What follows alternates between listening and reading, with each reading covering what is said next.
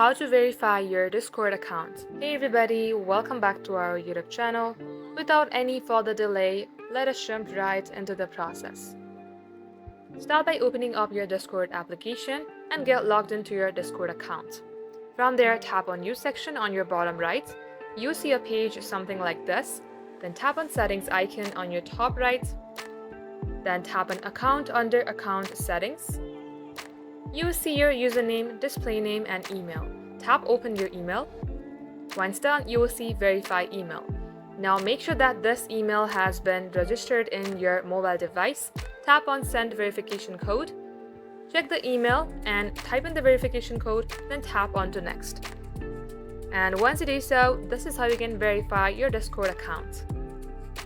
Thank you for watching the video till the very end. In case it had helped you in any ways, then make sure to like and subscribe. We will get back to you soon.